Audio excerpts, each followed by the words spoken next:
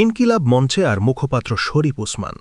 হাদি হত্যাকাণ্ডে অভিযুক্ত ফয়সাল করিম ওরফে দাউদ খান, সে কি সত্যিই শুধুই একজন ভাড়াটি খুনি, নাকি তার পরিচয়ের আড়ালে লুকিয়ে আছে আরও ভয়ঙ্কর কিছু? কয়েকশো কোটি টাকার এক অদৃশ্য সাম্রাজ্য। কারণ ফয়সালের ব্যাংক ব্যালেন্সের হিসাব সামনে আসতেই চোখ কপালে উঠেছে। তদন্তের নথি বলছে তার বিভিন্ন ব্যাংক অ্যাকাউন্টে লেনদেনের পরিমাণ প্রায় ১২৭ কোটি টাকা। এমনকি শুধু হাদিকে হত্যার মিশনের জন্যই তার অ্যাকাউন্টে ঢুকেছে প্রায় ২,৪১,০০,০০০ টাকা। কিন্তু প্রশ্ন হল, একজন শুটারকে হত্যার বিনিময়ে এত বিপুল অঙ্কের অর্থ দিতে পারি কারা? কারা সেই শক্তিশালী পৃষ্ঠপোষক যারা নিজেরা সামনে না এসে ফয়সালের মতো খুনিদের ব্যবহার করে? এই টাকা কি কোনো ব্যক্তি বা গোষ্ঠীর ব্যক্তিগত প্রতিশোধের ফল, নাকি এর পেছনে রয়েছে বড় কোনো রাজনৈতিক হিসাব নিকাশ? আরও বড় প্রশ্ন, এই ১২৭ কোটি টাকার লেনদেন কি শুধু এই হত্যার জন্য, নাকি এটি কোনো বৃহত্তর অপরাধ সাম্রাজ্যের অংশ? এই অর্থ কি এসেছে দেশের কোনো প্রভাবশালী গডফাদারের কাছ থেকে, নাকি আন্তর্জাতিক আন্ডারওয়ার্ল্ডের অদৃশ্য হাত এখানে কাজ করেছে? সবচেয়ে ভয়ঙ্কর প্রশ্নটি হল, ফয়সাল কি আদৌ মূল খেলোয়াড়, নাকি সে কেবল দাবার বোর্ডের একটি গুটি? যদি তাই হয়, তাহলে এই রক্তমাখা দাবার বোর্ডের সুতো কার হাতে? এসব চাঞ্চল্যকর প্রশ্নের উত্তর খুঁজতেই আমাদের আজকের এই বিশেষ আয়োজন। সুতরাং শেষ পর্যন্ত দেখার অনুরোধ। চলুন শুরু করা যাক। রক্ত ঝরানো আমাদের পরিচিত সভ্য পৃথিবীতে একটি জীবন অমূল্য হিসেবে গণ্য করলেও অপরাধ জগতের নিষ্ঠুর বাস্তবতায় সেই জীবন দরদাম হয় কয়েকশো কোটি টাকার মোটা অঙ্কে। ফয়সাল করিম মাসুদের গল্প কোনো কাল্পনিক থ্রিল নয়, এটা আমাদের চোখের সামনে ঘটে যাওয়া এক হাড়হিম করা বাস্তবতা। ফয়সালের মূল পরিচয়, সে একজন ভাড়াটি শুটার, অর্থাৎ টাকা নিয়ে মানুষ হত্যা করাই তার পেশা। কিন্তু তদন্তকারীরা যখন তার ব্যাংক অ্যাকাউন্টগুলোর হিসাব টেবিলে রাখেন, তখন অভিজ্ঞ গোয়েন্দাদের কপালেও ঘাম ছুটে যায়। ফয়সালের ব্যাংক ব্যালেন্স দেখলে দেশের বড় বড় শিল্পপতিরাও অস্বস্তিতে পড়বেন। এখানে কোনো কিস্তি নেই, কোনো অপেক্ষা নেই, বরং মিশন শুরু হওয়ার আগেই পেমেন্ট ক্লিয়ার। টার্গেট চূড়ান্ত হবার আগেই ডিজিটাল সংকেতে ঢুকে পড়ছে কোটি কোটি টাকা। সিনেমার কাহিনীকেও হার মানায় এই অপরাধ চক্রের গল্প। তদন্তে দেখা গেছে, হাদি হত্যার পরিকল্পনা যখন ধাপে ধাপে এগুচ্ছিল, ঠিক তখনই ফয়সালের ব্যাংক ব্যালেন্স অস্বাভাবিকভাবে ফুলে ফেঁপে ওঠে।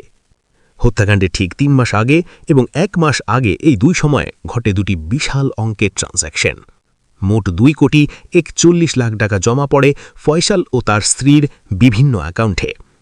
প্রথম দফায় ২০২৫ সালের ১৮ সেপ্টেম্বর রূপনগরে অবস্থিত ফয়সালের একটি ব্যাংক অ্যাকাউন্টে জমা হয় ১ কোটি টাকা। আশ্চর্যের বিষয়, এই অ্যাকাউন্টটি ছিল SMA উইমেন এন্টারপ্রাইজ নামের একটি প্রতিষ্ঠানের নামে। নামে উইমেন এন্টারপ্রাইজ হলেও মূল হত্যাকাণ্ডের নেপথ্যে ছিল ফয়সাল নিজেই। হাদি হত্যার ঠিক ১ মাস আগে ৪ নভেম্বর NRBC ব্যাংকের বেনারসি পল্লী শাখায় জমা হয় ৬৫,৫৬,০০০ টাকা। এই অ্যাকাউন্টটি ছিল ফয়সালের স্ত্রী সামিয়ার নামে।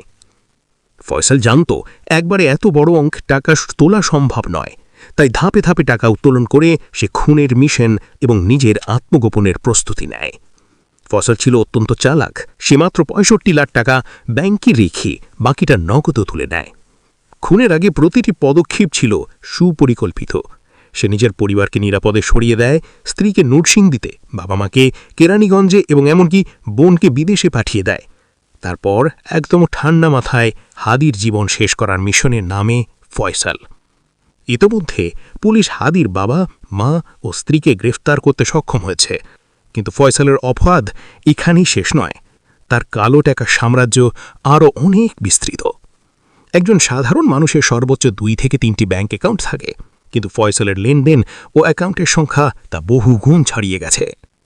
একজন মানুষের নামে দেশের ১৪টি নামকরা ব্যাংকে সক্রিয় ছিল মোট ৫৩টি ব্যাংক অ্যাকাউন্ট। হ্যাঁ, একেবারেই ঠিক শুনছেন, ফয়সাল একা ব্যবহার করত ৫৩টি অ্যাকাউন্ট। মাত্র ২০১৭ থেকে ২০২৫ সালের ৮ বছরে এসব অ্যাকাউন্টে লেনদেন হয়েছে প্রায় ১২৭ কোটি টাকা। একজন পেশাদার শুটারের হাটে এত বিপুল অর্থের অস্বাভাবিক লেনদেন গোটা গোয়েন্দা মহলকে স্তব্ধ করে দিয়েছে। CID থেকে শুরু করে সব সংস্থার মাথায় এখন একটাই প্রশ্ন, এই টাকা এলো কোথা থেকে?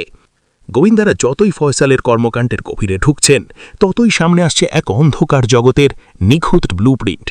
প্রশ্ন উঠছে, এই 127 কোটি টাকার লেনদেন কি শুধুই হত্যার সুপারি, নাকি এর আড়ালে চলছে আরও বড় কিছু?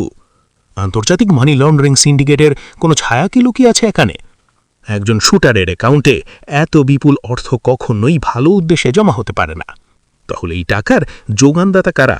কারা পর্দার আড়ালে থেকে ফয়সালের মতো মানুষকে দাবার গুটির মতো চালনা করছে? তদন্তে দেখা গেছে এই টাকা রাতারাতি আসেনি। 2017 থেকে ধাপে ধাপে টাকা ঢুকেছে, কখনো কয়েক লাখ, কখনো কয়েক কোটি। এই লেনদেনের ধরন দেখে আর্থিক বিশেষজ্ঞরা স্পষ্ট ভাষায় বলছেন, এটি একটি সুসংগঠিত মানি লন্ডারিং চক্রের নিখুঁত অপারেশন।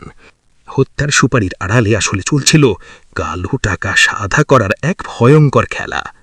প্রিয় দর্শক, আজকের তথ্য খবর কেমন লেগেছে লাইক, কমেন্ট ও শেয়ার করতে ভুলবেন না। নতুন কোনো তথ্য খবর পেতে আমাদের চ্যানেল সাবস্ক্রাইব করুন এবং সুস্থ থাকুন।